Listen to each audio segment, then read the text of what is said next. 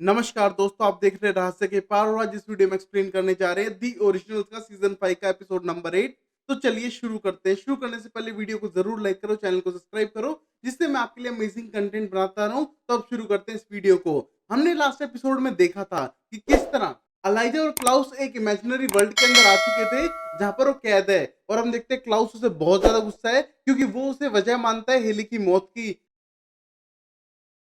पहले सीन में हम देखते हैं कि लास्ट टाइम में जैसा कि हमने देखा था, अलाइजा क्लाउस दोनों एक साथ फंस चुके हैं, एक दूसरे की शक्ल नहीं देखना चाहते हैं, बट उनके पास कोई ऑप्शन नहीं है। वही हम देखते हैं अलाइजा को समझ ही नहीं आता है प्लेस कैसी है और यहाँ पर एक साथ वो कैसे हो सकते हैं और बाहर क्यों नहीं निकल रहे हैं। और तभी क्लाउस साफ कर देता है रियल प्लेस नहीं है, ये सिर्फ एक ट्रैप है, हमारे घर जैसे दिखता है और हमें यहाँ से निकलना पड़ेगा और हमें सिर्फ वो चीजें ढूंढनी है जो हमको रिप्रेजेंट करती हैं और हम यहाँ से निकल जाएंगे। मुझे तुम्हारा तो नहीं पता बट मैं यहाँ से निकल रहा हूँ अभी के अभी। और ये कहने के बाद वहां से भाग जाता है। और ये देखने के बाद हम देखते हैं अलाइजा गुस्सा आ रहा था कि वो एंकुनेट को कैसे जल्द से जल्द बचाए, क्योंकि जब तक वो यहाँ पर फंसा रहेगा तब तक तो एंकुनेट मर चुकी होगी। तभी फिर हम देखते क्लाउस यहाँ वहां ढूंढने लगता है जो चीज उससे रिप्रेजेंट करती है, बट उससे पहले वहां पर आ चुकी थी रिबेका भी। और वहां पर हम देखते हैं कोल गिरता है जमीन पे नंगू पुंगू। और हम देखते हैं इन दोनों को देख के बहुत ज्यादा हैरान था कि ये दोनों यहाँ पर कैसे आ चुके हैं। और तभी हम देखते हैं फ्रेया वहां पर आ जाती है और बोलती है कि ये जो माइंड प्रिजन है वो किसी और ने नहीं, विंसेंट ने बनाई है और वो हमारी बॉडीज को न्यू ऑर्लिन से दूर लेके जाएगा अलग अलग डायरेक्शन में, जिससे कि न्यू डेंजर जो भी आने वाले टाउन पे प्रोफेसी के हिसाब से वो बिल्कुल नहीं होंगे। और तभी हम देखते हैं वहां पर वो सब बात करने लगते हैं और जहां पर अलाइजा के वॉर्न करता है कि मैंने घर के अंदर एक डोर देखा है जो पहले नहीं था। और वहां पर देखने के बाद वहां पर 5 ताले लगे हुए हैं जिनको उन्हें खोलना था और खोलने के बाद वहां से निकलना था। बट हम देखते हैं जब तक सारे ताले नहीं खुलेंगे वो गेट नहीं खुलेगा, मतलब इनको एक दूसरे की हेल्प करनी होगी और तभी ये गेट को खोल पाएंगे। और ये सुन के क्लाउस को गुस्सा आता है, वहां से चला जाता है। और हम देखते हैं इनको अलाइजा की हेल्प करनी पड़ेगी उसकी पुरानी मेमोरीज को लाने में, तभी उन्हें वो चाबियां मिलेंगी जो हर एक गेट को खोलेगी। अब फिर वही हम अलाइजा को देखते हैं जिसकी हेल्प कर रहा था कोल उसकी मेमोरीज वापस लाने के लिए जो अब तक बिल्कुल भी नहीं आई थी। और तभी हम देखते हैं अलाइजा को डाउट थे कि कोल उससे कभी मिलने क्यों नहीं आया और क्या उससे प्यार नहीं करता वो। बट तभी कोल बोलता है कॉम्प्लिकेटेड है, पहली बात तो तूने मेरी वाइफ को मारने का ट्राई किया था और तूने कभी ढंग से सॉरी भी नहीं बोला, इस वजह से मैं ज्यादा बात नहीं करना चाहता था उस बारे में। और तभी हम देखते हैं सुन के अलाइजा को बुरा लगने लगता है। बट तभी कोल बोलता है कोई नहीं, मेरी वाइफ तो वापस आ चुकी है, बट कोई और है जो कभी नहीं आ सकता है, जो हेली की बात कर रहा था। और ये कहने के बाद वहां से चला जाता है और रियलाइज कराने की ट्राई करता है अलाइजा को कि हेली अब मर चुकी है हमेशा हमेशा के लिए। और वहीं हम अगले सीन में देखते हैं क्लाउस को जिसको हेली की याद आ रही थी और पहला दिन याद आता है जहां पर वो कंपाउंड के अंदर लेके आया था उसे, जहां पर वो प्रेग्नेंट दिखाई दे रही थी। और हम देखते हैं हेली ज्यादा खुश नहीं थी क्लाउस के साथ, बट हम देखते हैं क्लाउस एडजस्ट करने का ट्राई कर रहा है और ये सारी मेमोरीज को याद करके वहां तोड़फोड़ मचाने लगता है। और तभी उसकी बहन आके उसे समझाती है क्लाउस ये सब मत करो, ये तोड़ने फोड़ने से कुछ नहीं होगा, तुम्हें सिर्फ चाबियां ढूंढनी है। बट तभी हम देखते हैं वहां पर मार्शल भी आ जाता है और हम देखते हैं उसके पूरे बॉडी पे ब्लड लगाए और बोलता है ये सब कोई और नहीं, तुम्हारी बेटी होप करने लग रही है हम सबको यहाँ पर फंसाने के बाद वो सारा इनाडू वाला मैजिक अपने अंदर लेगी वो डार्कनेस को। और ये कहने के बाद गुस्सा आने लगता है क्लाउस को कि उसकी बेटी ये सब क्यों करने लग रही है और ये सब खात्मा कर देगा उसके पूरे परिवार का अगर उनकी बॉडी आसपास रही तो। और तभी हम देखते हैं मार्शल बोलता है पास तो है तुम्हारी और अलाइजा की बॉडी तो है और बस अभी रिबेका और कोल बचे हैं। बट तभी रिबेका बोलती है ऐसा नहीं हो सकता, मैं तो बहुत दूर हूं। बट तभी क्लाउस बोलता है मैंने उसको हाइब्रिड बना के दिए थे होप को और शायद ये उनको यूज करेगी और शायद वो उससे साइड है तो उसके सारे काम करे। और ये सोचने में बस टेंशन होने लगते हैं कि डार्कनेस सारी वापस आ गई टाउन में तो सब कुछ खत्म हो जाएगा और यहाँ तक कि होप भी। अब फिर वापस सब लोग चले जाते हैं, ढूंढना स्टार्ट करते हैं। और वहीं पर एक बनी को देख के अलाइजा पूछने लगता है क्लाउस से कि मैं तुम्हारी बेटी को किस हद तक जानता था।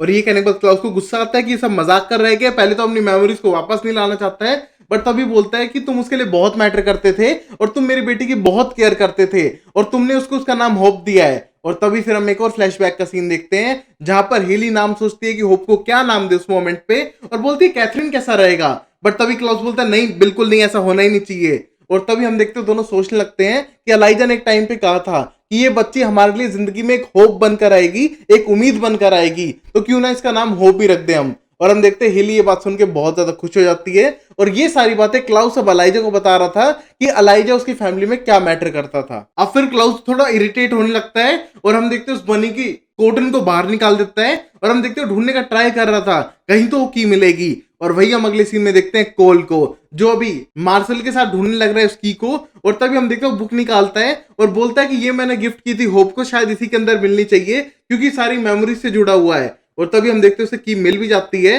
और वहीं पर मार्शल पूछने का ट्राई करता है कि डवीना मुझसे बात नहीं कर रही है आजकल, क्या हो गया है उसे। और तभी कॉल साफ कर देता है, सब लोग मूव फॉरवर्ड हो जाते हैं अपनी लाइफ में, इट्स ओके। और ये कहने के बाद वहां से चला जाता है। मतलब डवीना अपनी लाइफ में आगे बढ़ चुकी है और वो पुराने लोगों को याद भी नहीं रखना चाहती है। और वहीं हम देखते हैं अब मार्शल को शक होने लगता है इस रूम के ऊपर, क्योंकि ये रूम अभी एग्जिस्ट करता ही नहीं है। पिछले 100 साल पहले ये रूम डिस्ट्रॉय हो चुका था और उसके बाद तो यहाँ पर कुछ भी नहीं था। और ये सोचने के बाद अब कोल को भी डाउट होने लगता है, क्योंकि जितना उसे पता था इस रूम के बारे में सिर्फ फ्रेया को पता है। तभी हम देखते हैं फ्रेया के पास सीधा जाता है जहां पर वो रिबेका के साथ थी। और तभी हम देखते हैं फ्रेया से क्वेश्चन करने लगता है कि तुम्हें पता है सिर्फ म्यूजिक रूम के बारे में, हम तीनों को छोड़कर, तो तुम्हें क्या पता कि यहाँ पर ये रूम होना चाहिए, क्योंकि होप ने तो रूम कभी नहीं देखा। ये होप ने बनाया हुआ इमेजिनरी वर्ल्ड हो ही नहीं सकता, क्योंकि होप 100 साल पहले थी नहीं। और तभी हम देखते हैं ये बात क्लाउस सुन लेता है और क्लाउस फ्रेया पे चिल्लाने लगता है, मतलब ये रूम फ्रेया ने बनाया है और फ्रेया के क्या प्लान है। तभी हम देखते हैं फ्रेया पीछे हटती है और बोलती है, मैं समझा सकती हूँ, ये सारा मेरा प्लान था होप को हेल्प करने के लिए। हमको होप की बात माननी चाहिए। अब मैं किसी के लिए नहीं कुछ करना चाहती हूँ। होप की आंखों में मैंने वो दर्द देखा, इसलिए मैंने उसको हेल्प करने की कोशिश की। और प्लीज मुझ पे चिल्लाने की जरूरत नहीं है। इस जगह से निकलना है तो कीज को ढूंढो, मैं सिर्फ हेल्प कर सकती हूँ। और ये कहने के बाद क्लाउस को गुस्सा आ रहा था कि शायद उसकी बेटी मर ना जाए इस प्रोसेस में। बट हम देखते किसी ना किसी तरह फ्रेया को होप थी कि होप जिंदा रहेगी। और फिर हम देखते हैं फ्रेया वहां से चली जाती है। हम देखते हैं उसके नाम का ताला भी हट चुका था। और ये देख के गुस्सा आने लगता है क्लाउस को कि उसकी बहन हेल्प कर रही है उसकी बेटी की मौत का प्लान करने में। हम देखते हैं यहाँ फिर से की ढूंढने लगता है जिससे कि जल्द से जल्द वहां से बाहर निकल सके। अब फिर हम देखते हैं मार्शल को जो रिबेका के साथ था और वहां पर ढूंढने का ट्राई कर रहा था। बट हम देखते हैं रिबेका से बहुत नाराज है वो कि वो उसे छोड़ के जा चुकी थी और कब तक ऐसे चलता रहेगा अपनी फैमिली के लिए। उनका 7 साल का रिलेशन खराब करके चली गई थी वो। बट तभी रिबेका बोलती है इसमें मेरी गलती नहीं थी, अगर मैं तुम्हारे साथ रहूंगी तो तुम्हें कुछ ना कुछ खराब ही करूंगी, क्योंकि हमारी फैमिली कर्स्ड है। बट हम देखते हैं इस बात पे मार्शल यकीन नहीं करता है, वहां से चला जाता है। और जाते हुए हम देखते हैं वो सीधा एलाइजा के पास जाता है और उसे क्वेश्चन करता है कि मैंने विंसेंट ने मिलकर पूरा स्पेल किया था, सब कुछ परफेक्ट था, तो तेरी मेमोरी क्यों नहीं आई। और हम देखते हैं उस मोमेंट पे एलाइजा साफ कर देता है उसकी कोई मेमोरी वापस नहीं आई है, वो सिर्फ ढूंढने का ट्राई कर रहा है यहाँ से निकलने के लिए। बट तभी हम देखते हैं मार्शल उसे याद दिलाने का ट्राई करता है कि उसने उसे पियानो बजाना सिखाया बचपन में, उसकी टेक केयर की बचपन में, वो कुछ भी याद नहीं है। और तभी हम देखते हैं एलाइजा बोलता है मार्शलस सुनो, ऐसा कुछ भी नहीं है, मुझे मेरी मेमोरीज याद नहीं आ रही हैं। बट तभी मार्शल बोलता है मुझे तो मार्शलस तुम ही बुलाते हो और कोई नहीं बुलाता था, तो मतलब तुम्हारी मेमोरीज वापस आ सकती हैं। और ये कहने के बाद सीधा पहुंचता है क्लाउस के पास में जो सबूत ढूंढने लग रहा है, जो उसे एक भी नहीं मिला है। और तभी हम देखते हैं उसके सामने जाके बोलता है कि मार्शल और विंसेंट का किया स्पेल काम कर चुका था। बट हम देखते हैं एलाइजा अपनी मेमोरी वापस लाना ही नहीं चाहता है। और ये सुन के अब क्लाउस को और गुस्सा आने लगता है कि इतनी सारी प्रॉब्लम चल रही है और ऊपर से इसका ड्रामा अलग है। अब फिर क्लाउस सीधा गुस्सा करने लगता है एलाइजा पे। वहां पर उनके बीच में बहस हो रही थी और बोलता है क्लाउस सबके सामने सबको बुलाने के बाद ये झूठ बोल रहा है, इसकी मेमोरी वापस आ चुकी है, ये सिर्फ नाटक कर रहा है। बट हम देखते हैं एलाइजा साफ कर देता है कि कोई नाटक नहीं कर रहा है, उसकी मेमोरी रियल नहीं आ चुकी है, वो सिर्फ एंक्वेनेट की चिंता करता है और किसी की नहीं।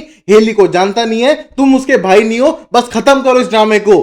और तभी हम देखते हैं क्लाउस बहुत ज्यादा इरिटेट था, वहां पर रिबेका गुस्सा करती है, कोल गुस्सा करता है। और तभी हम देखते हैं कि एलाइजा मानने के लिए तैयार था, हेल्प करने के लिए तैयार था, बट ये नहीं रेडी था कि वो अपनी मेमोरीज को वापस लाए, क्योंकि उसे एक व्हाइट कॉरिडोर दिखता है और एंड में एक दिखता है लाल दरवाजा, जिसको खोलने की उसके अंदर हिम्मत नहीं है। और तभी हम देखते हैं ये समझते ही क्लाउस साफ कर देता है कि वो डरता है और पेन से डरता है जो उसने क्रिएट किया अपनी लाइफ में, वो छुपा के रखा हुआ है अपनी मेमोरीज के साथ में। उसको जब वापस लेगा तो पेन तो होगा, बट उसे मेमोरीज वापस लेनी ही होंगी। और तभी हम देखते हैं उस मोमेंट पे तूफान आना शुरू हो जाता है और वहीं पर हम देखते हैं उनके अंदर से पावर एनर्जी एब्जॉर्ब करती है डार्कनेस को होप। और हम देखते हैं चारों बेहोश हो जाते हैं इस मोमेंट पर। अब फिर हम देखते हैं मार्शल वहां पर आ चुका था और हम देखते हैं वो की लेके आ चुका है एलाइजा वाली। और तभी हम देखते हैं चारों लोग होश में आते हैं और समझाने की कोशिश करता है मार्शल कि कौन सी की किसके पास थी।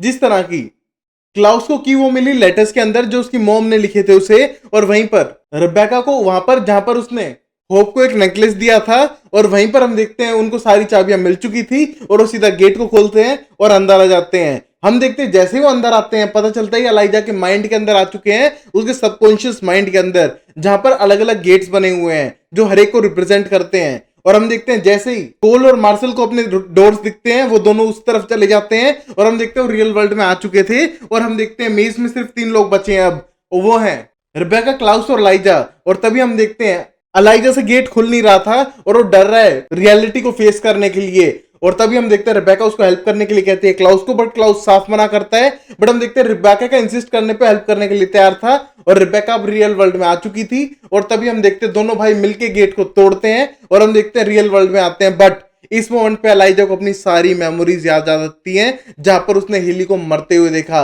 अपने लाइफ में जितने भी गम और पेन था सब कुछ एक साथ हैंडल किया।